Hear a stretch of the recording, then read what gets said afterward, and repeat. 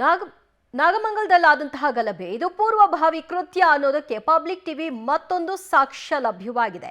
ಕೃತ್ಯಕ್ಕೆ ಸಿಸಿಟಿವಿಯನ್ನ ಹೊಡೆದಿರುವಂತಹ ವಿಜುವಲ್ಸ್ ಇದಾಗಿದೆ. ಅಂಗಡಿಗಳಲ್ಲಿ ಬೆಂಕಿ ಹಾಕುವ ಮುನ್ನ ಸಿಸಿಟಿವಿಯನ್ನ ಧ್ವಂಸಗೊಳಿಸಿದ್ದಾರೆ.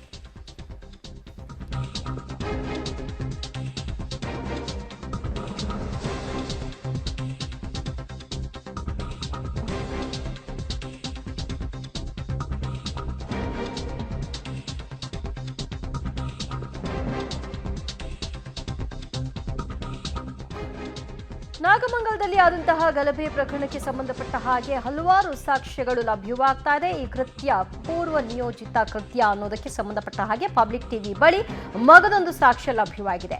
ಅಂಗಡಿಗಳಿಗೆ ಬೆಂಕಿ ಹಾಕುವ ಮುನ್ನ ಸಿಸಿಟಿವಿಯನ್ನ ಧ್ವಂಸಗೊಳಿಸಿದ್ದಾರೆ ಗಲಭೆಕೋರರು. ಹಾರಿಯನ್ನ ತಂದು ಸಿಸಿಟಿವಿಯನ್ನ ಒಡೆದು ಹಾಕಿದ್ದಾರೆ.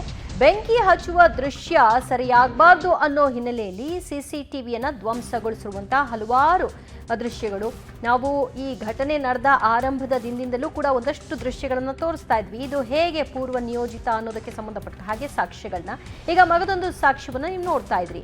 ಆತ ಹಾರಿಯನ್ನ ಹೊತ್ಕೊಂಡು ಬರ್ತಾನೆ. ತೆಗೆದುಕೊಂಡು ಬಂದು ಮೊದಲೇದಾಗಿ ಆತ ಟಾರ್ಗೆಟ್ ಮಾಡುವುದೇ ಸಿಸಿಟಿವಿಯನ್ನ. ಯಾಕೆ ಅಂತಂದ್ರೆ ಆ ಇಡೀ ಇನ್ಸಿಡೆಂಟ್ನಲ್ಲಿ ಇವ್ರು ಯಾರು ಕೂಡ ಸಿಕ್ಕು ಬೀಳಬಾರ್ದು ಅನ್ನೋ ಕಾರಣಕ್ಕೆ ಆ ಸಾಕ್ಷ್ಯವನ್ನೇ ನಾಶಗೊಳಿಸ್ಬಿಟ್ರೆ ತಾವು ಸೇಫ್ ಅನ್ನುವಂತಹ ಭಾವನೆ. ಹಾಗಾಗಿ ಎಲ್ಲೆಲ್ಲಿ ಕೃತ್ಯವನ್ನ ಎಸಗಿದ್ದಾರೋ ಅಲ್ಲೆಲ್ಲ ಮೊದಲು ಅವರು ಸಿಸಿಟಿವಿಯನ್ನ ಹಾನಿಗೊಳಿಸ್ತಾರೆ. ಆ ನಂತರದಲ್ಲಿ ಅಂಗಡಿಗಳಿಗೆ ಬೆಂಕಿ ಇಡುವಂಥದ್ದು, ಕಲ್ಲು ತೆಗೆದುಕೊಂಡು ಹೋಗಿ ಧ್ವಂಸಗೊಳಿಸೋದು, ಇದೆಲ್ಲವೂ ಕೂಡ ನಡೆದಿದೆ. ಈಗ ನೀವು ನೋಡ್ತಾ ಇರೋ ದೃಶ್ಯ ಕೂಡ ಅಂಥದ್ದೇ ಮಗದೊಂದು ದೃಶ್ಯ ಪಬ್ಲಿಕ್ ಟಿವಿ ಬಳಿ ಎಕ್ಸ್ಕ್ಲೂಸಿವ್ ಆಗಿ ಲಭ್ಯವಾಗಿದೆ.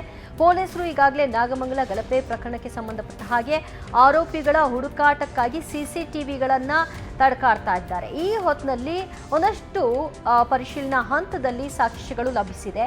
ಹೇಗೆ ಕೃತ್ಯಕ್ಕೂ ಮುನ್ನ ಈ ಗಲಭೆಕೋರರು ನಡೆದುಕೊಂಡಿದ್ದಾರೆ ಅನ್ನೋಕ್ಕೆ ಸಂಬಂಧಪಟ್ಟಂತಹ ದೃಶ್ಯ ಇದು. ಓಕೆ, ಈ ದೃಶ್ಯದಲ್ಲಿ ನೀವು ನೋಡ್ತಾ ಇರೋದು ಅವತ್ತಿನ ದಿನ 11ನೇ ತಾರೀಕು ಘಟಿಸಿರುವಂತಹ ನಾಗಮಂಗಲದ ಗಲಭೆ ಪ್ರಕರಣ.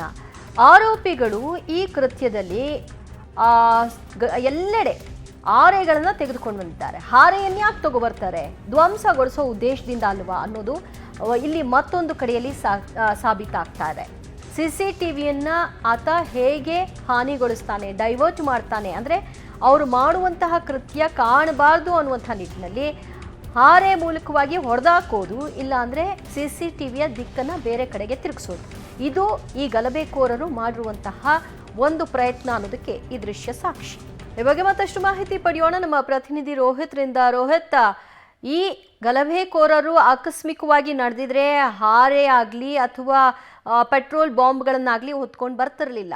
ಅವತ್ತೇ ಇದು ಕೂಡ ನಾವು ಹೇಳ್ತಾ ಹೋಗಿದ್ವಿ. ಇವಾಗ ಅದಕ್ಕೊಂದು ಸಾಕ್ಷ್ಯ ಲಭಿಸಿದೆ.